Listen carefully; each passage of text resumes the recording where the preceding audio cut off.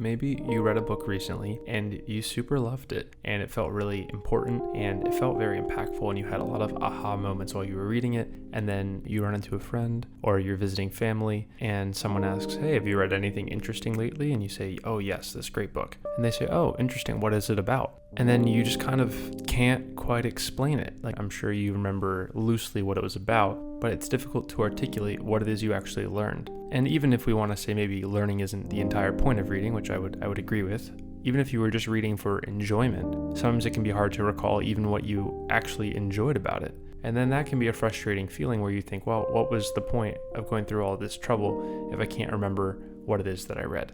And so I'd like to talk about how I personally have found myself being able to recall and remember more and more of what I do read. And I'm going to go through 4 of those ways in order from least complex to most complex, because I do think it is something that we should try and do and that we actually want to do. But also just know, if you read a book and you can't remember everything about it, that is okay. If you read something for enjoyment and you enjoyed it, then at least, it wasn't a waste. That being said, let's talk about how to remember what we read. The first step to remembering what you read, I think, is really simple and really great and very aesthetic, and that is own the books. And right off the bat, I want to acknowledge that books can be expensive. I recommend buying them in a way that is not. Like, most of the books I buy are from thrift books. They're like $4 each, and it's really hard for me to turn that down. But I do want to acknowledge not everyone is in the exact same place, right? Obviously, financially and where you are in the world and what's accessible to you, and maybe it doesn't make any sense for you to be buying books right now, and that is a-okay. That said, here's the actual reason I think owning books can help your memory out a ton. If you own the book and you leave it on your shelf, you can always just open it up again. It's not cheating. That's fine. You're allowed to do that. And I could say more on this, but I already made a video on the importance of owning physical media, specifically books, and you can click on the link to that in the description below if you're interested. And this isn't anti-library or anti-borrowing. You don't have to own every book you've ever read, but I've found with important books that I think I might have questions about later, or I just want to remind myself that I read it, having it physically in my house just reminds me that it exists, and that's the first step to even starting to remember something. Now, this leads nicely into point number 2, which is write in your books. Right? The fancy name for this is annotating, but I'm not going to call it that because you probably had to do that in school, and it doesn't conjure up very fond memories. So here's how I here's how I write in my books to understand what I'm reading in a way that doesn't actually get in the way of my reading. Maybe there's some pressure in the back of your mind of like, man, I gotta have thoughts while I'm reading this book. I can't just read it. I gotta be marking it up and making notes like I'm in class. I would say no. What I do when I'm reading a book is I keep a pen by me, and whenever I come across a paragraph or a phrase that I think is interesting or I have a question about, I underline it or I draw a little squiggly bracket around it. And that's it. It's essentially just a bookmark in ink for myself to come back to this later. I still want to keep going. I don't want to slow down because I don't want to lose sight of the forest for the trees. If I've not read this book before, I don't want to stop and think too much on this passage until I have an idea of its context in the whole. Mark something as important to you, so when you come back to it later, you can just flip through and look for the ink and then say, okay, this is what I wanted to think about. Now let's think about it now that I've read the whole book. And so it doesn't slow you down at all. I didn't always do this, and it is a little frustrating now to come to a book that I know is impactful to me, pick it up to kind of get a sense of what I thought about it, and then realize I didn't mark anything in it. And so even though I can remember loosely what the book is about, or even remember that there is an important passage in there somewhere, I don't have a way to find out what those things were without reading the book again. So do yourself a favor. I really recommend it. If the book is not something you're too attached to, keep a pen with you and just give it a quick underline and then keep zipping on by. So step 1, own the books. Step 2, write in the books. And then step 3 is to collect quotes in an external kind of place. That's not as catchy as the first 2, but we're going to keep on going. So you might have heard the phrase a commonplace book. This is just basically a place for you to collect quotes and ideas, as opposed to necessarily, writing like a journal or a diary. You're collecting things. And traditionally these would be pen and paper.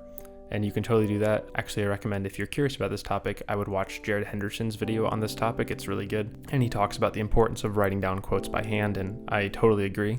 That said, I'm going to tell you how I do it actually in my regular life, not how I wish I did it. If I have a quote or a paragraph or, a passage in a book that I'm like, I want to have this handy to reference later, what I'll do is I'll snap a picture of it on my phone and then I'll keep reading. And then later, when it's convenient, you can select all the text and then copy and paste it into like a notes app. And then I transferred over to like a document. So I just kind of have that whole page digitally somewhere archived for myself. And this, by the way, is also really helpful for books where you don't want to write in them at all. Like in my copy of Walden is kind of a nice copy and I don't really want to write in it. So when I found something really interesting that I wanted to find later, I would take a picture of it, copy the text over into my notes app, and then into a Google Doc or something like that. And one reason I really recommend this method for you is a quote on its own, right? If you hear me talk about a quote or a paragraph that I found interesting, and maybe I explain the context to you and you get it, but believe me, it is so much more powerful when you collected the quote yourself and you know where you found it.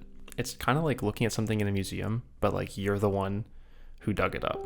You're the one who excavated this thing and brought it here, and you put it in this Google Doc, and it might just be, 10 or 15 or 20 words to me, but to you who found it, you know the whole story behind it. And so for me, scrolling through my commonplace book on my Google Drive, it's just some quotes from some books, but I remember the context around it. I'm the archaeologist. I found it. I'm curating all these little pieces and I get to see them together. I don't know. I just love it. It's so much fun. Just Googling impactful quotes isn't really the same. So strategy number 1 is own the books so you can look at them and remember what you've read. Number 2 is write in the books so that when you flip open the book that you own, you can figure out the parts that were interesting. Number 3 is collect quotes and put them somewhere externally, like a commonplace book, digitally or physically. And then number 4 is to start a YouTube channel, which is not exactly point number 4. Point number 4 actually is explain what you've learned. A fancy word for this would be articulate what you've learned, right? This could be something official that you're doing repeatedly, like a YouTube channel or a newsletter. It could be in your notes app on your phone. You could just type down something you thought about that was interesting from the book. Or you could do, and I've done this a couple times, just at the end of your book on the blank page, right when you finished it, just write down your basic thoughts about the book. Could be a couple sentences. The reason for that, and as a teacher, I can confirm this, when you have to explain something, you actually cement it in your own head much more deeply. Or, as I found as I was trying to write out what I wanted to say in this video, when you attempt to explain something, you might find out that you don't actually understand it yet, and then you have to go back and spend some more time working on it. Like this video is honestly taking me quite some time to record because I wasn't 100% sure what I wanted to say at the beginning. But by the end of this, I feel like I've worked out a lot of my thoughts into something cohesive, which I think is really, it's actually really pleasant to have my thoughts ordered in this way. From a book I'm in the middle of, I haven't finished yet, and this is serious. This book is called How to Read a Book, and it's a famous book, so maybe you've already read it. But if you hadn't, like me, and you just run across it in a friend's house and you're thinking, how to read a book, I feel like this is either useless or unnecessary depending on the target audience, but actually it's a very helpful book. The book is about how to get more out of your reading, depending on what you want to get out of. And they talk about lots of different things you might want to get out of your book. I'm only a couple of chapters in, but there's a quote in it I just really wanted to share on the importance of explaining and teaching in the reading comprehension process. This is in a subsection on analytical reading, and one of their rules of analytical reading says, state the unity of the whole book in a single sentence, or at most a few sentences, a short paragraph, right? They're asking you as the reader who wants to understand a book more closely to express what the book is about in a sentence or two. And then they say, and I love this, they say, do not be satisfied with, quote unquote, feeling the unity that you cannot express. The reader who says, I know what it is, but I just can't say it, probably does not even fool himself. Now, I don't mean to imply that if you read something and it changed you and you felt really moved by it and you're unable to write a 5-paragraph essay on exactly how it did that you're somehow faking it and you didn't mean it. Obviously, that's not the case, but I do think it's super valid and super interesting to think about, do I truly understand this?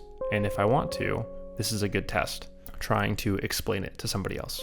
Personally, for me, my memory of a lot of these quotes and phrases that I've used in the videos, particularly some of the Marcus Aurelius quotes and stuff from Walden, I didn't have that memorized until I started working it into the videos here. And by the time I had researched the video and written what I wanted to say and recorded it and done the little hand-drawn doodles and edited it and then interacted with you guys in the comments, at the end of all of that, the parts of Walden that I'm really in love with, I could quote forward and backwards, like from memory, because of how much I've had to interact with it because of this. So that's another way. It's a very high effort way to remember what you read, but believe me, it really does work. But again, you don't have to start a YouTube channel. You could just put it in your notes app or text it to a friend if you have a friend who's willing to put up with those kind of shenanigans. Now, if this seemed like a lot and you want to just kind of sum it up into one concept, look at all 4 of these steps: owning the books, writing in the books, collecting quotes, and sharing what you've learned. I can tell you there's one thing all 4 of these things have in common, and that is they are concrete.